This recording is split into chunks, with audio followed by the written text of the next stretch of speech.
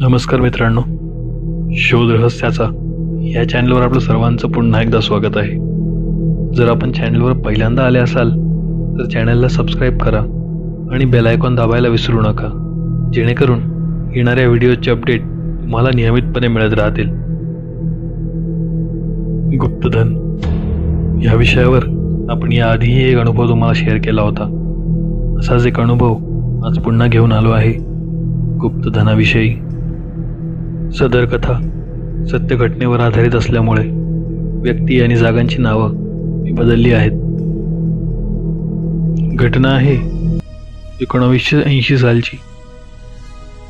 देवगड हे महाराष्ट्रामध्ये वसलेलं एक छोटंसं गाव आहे.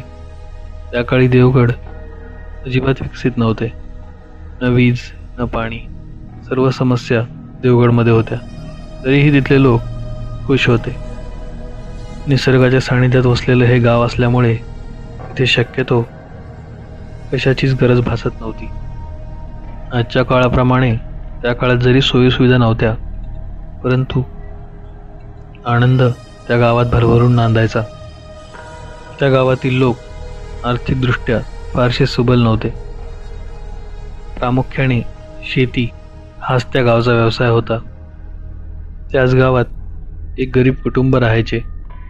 त्या कुटुंबामध्ये त्यांचा कर्ता पुरुष हरी, त्याची पत्नी सुमुखी आणि त्याची 2 मुले होती.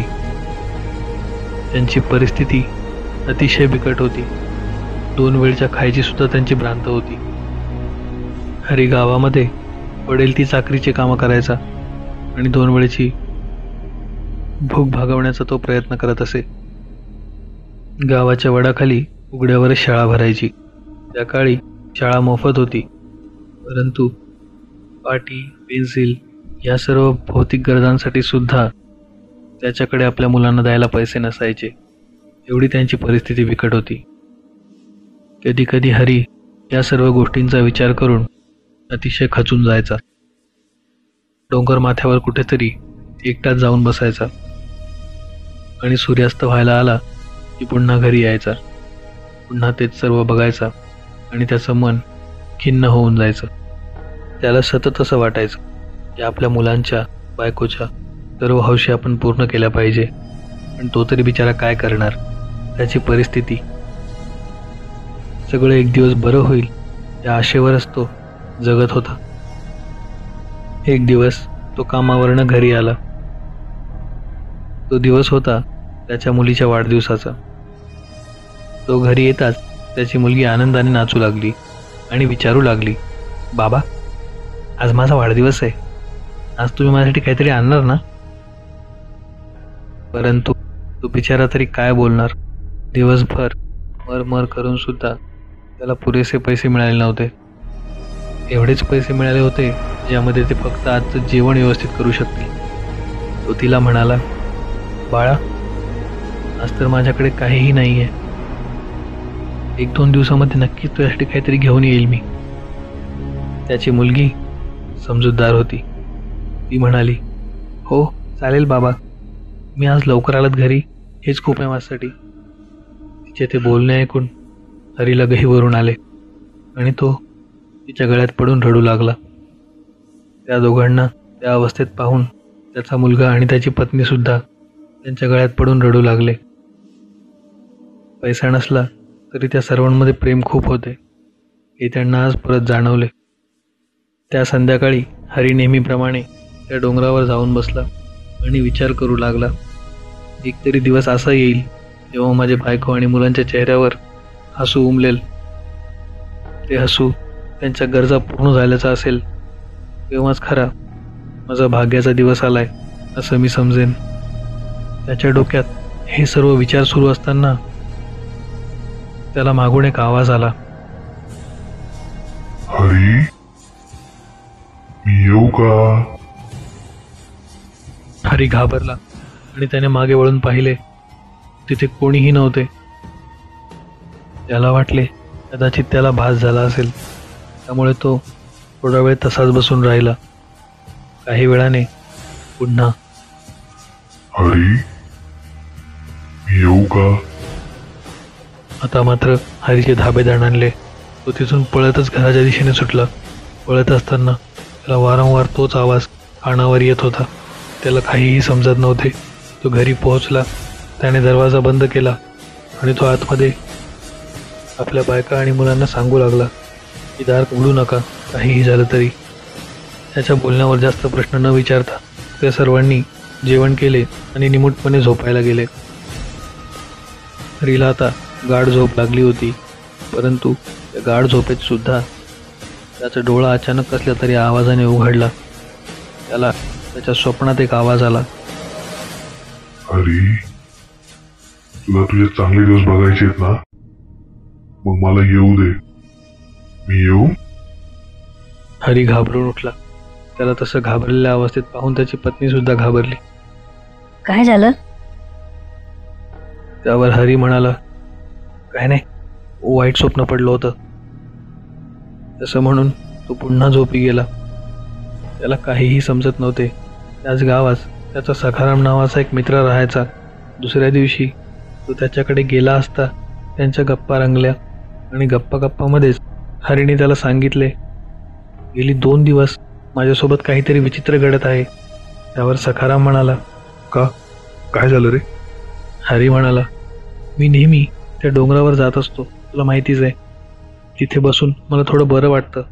परंतु परवा मी तिथं गेलो असता मला एक आवाज आला, मी येऊ का? मला समजलेच नाही कोण आहे. आजूबाजूलाही कोणीच नव्हते. तो आवाज 2 वेळा आला. मी थोडा घाबरून आपल्या घरी गेलो. परंतु घरी गेल्यानंतर सुद्धा रात्री मला त्या आवाजाने पुन्हा जाग आली. यावेळी ते जे कोणी होतं ते म्हणत होतं, तुला जर तुझे चांगले दिवस पाहायचे असतील तर मला येऊ दे. मला काहीही समजत नाही सर्व काय सुरू आहे. त्यावर त्याचा मित्र शांतपणे म्हणाला, हरी, तुला एक गोष्ट सांगतो. हे जे सर्व तू शोध घडत आहे ना, हा गुप्तधनाचा काहीतरी प्रकार आहे. गुप्तधन म्हणजे? त्यावर तो सांगू लागला, गुप्तधन म्हणजे काही वेळा जुन्या लोकांनी आपले धन कुठे ना कुठे पुरवून ठेवलेले असते, परंतु त्या धनावर त्यांचा आत्मा वास करत असतो. त्यांना एखादा बरोबर व्यक्ती जर सापडला ते धन त्याला सुपूर्त करतात. परंतु काय? परंतु काही वेळा त्या धनासोबत त्या व्यक्तीचा जीव घेतात. त्यावर हरी म्हणाला, मला चालेल, माझ्या बायका पोरांना जर पैशाचं सुख मिळणार असेल तर मी माझा जीवही गमवायला तयार आहे. त्यावर सखाराम म्हणाला, रे, ही घाई का करतोयस? माझं पूर्ण बोलणं तरी ऐकून घे. त्यावर हरी म्हणाला, हो ठीक आहे, सांग. सखाराम बोलला, जर तुला ते धन हवं असेल आणि तुझा जीवही गमवायचा नसेल, पुढच्या वेळी जेव्हा तुला तो आवाज येईल त्यावेळी त्या आवाजाला फक्त एवढं उत्तर दे, हो ये, आणि माझ्या नशिबात जे आहे एवढंच मला दे. हरी आणि सखाराम खूप चांगले मित्र होते आणि हरीचा सखारामवर पूर्ण विश्वास होता. त्यामुळे हरी आता त्या दिवसाची वाटच पाहू लागला जेव्हा त्याला पुन्हा तो आवाज येईल. तो पुन्हा त्या ठिकाणी जाऊन बसला आणि विचार करू लागला. एवढ्यात त्याला तो आवाज आला, हरी, येऊ का? हरीने त्वरित उत्तर दिले, हो ये, आणि जेवढं माझ्या नशिबात आहे तेवढंच मला दे. असे म्हणताच हरीच्या डोळ्यासमोर सोन्या, चांदी, पैसे, हिरे यांनी सर्व भरलेला एक खंडा आला. ते सर्व पाहून हरीचे डोळेच फिरले. त्याचबरोबर त्याला मागून एक आवाज आला, हरी, मी तुझा आभारी आहे. आज तुझ्यामुळे माझ्या आत्म्याला मुक्ती मिळणार आहे. देव तुझं भलं करो. नेहमी आनंदात राहा. मी या पैशाचा सदुपयोग कर. हरीने जेव्हा मागे वळून पाहिले तेव्हा एक पांढरी धुसरशी आकृती मागे उभी होती. ती हे सर्व वाक्य बोलताच ती आकृती हवेत कुठेतरी विलीन झाली. हरीने भांड्यामध्ये असलेले सर्व धन आपल्या गमछामध्ये बांधले आणि तो घरी गेला. आता हरीची परिस्थिती पूर्णपणे बदलली होती. हरी आता श्रीमंत झाला होता, परंतु त्याने त्या गुप्तधनाने सांगितल्याप्रमाणे लोकांची मदत करायला सुरुवात केली. तुम्हाला जर हा अनुभव आवडला असेल तर व्हिडिओला लाईक नक्की करा. आपण जर चॅनलवर पहिल्यांदा आले असाल तर चॅनलला सबस्क्राईब करा आणि बेल आयकॉन दाबा, म्हणजे येणाऱ्या व्हिडिओचे अपडेट तुम्हाला भविष्यात मिळत राहतील. व्हिडिओ तुम्हाला कसा वाटला हे आम्हाला कमेंटमध्ये सांगायला विसरू नका. त्याचबरोबर हा व्हिडिओ तुमच्या सर्व मित्रांना शेअर करा. धन्यवाद.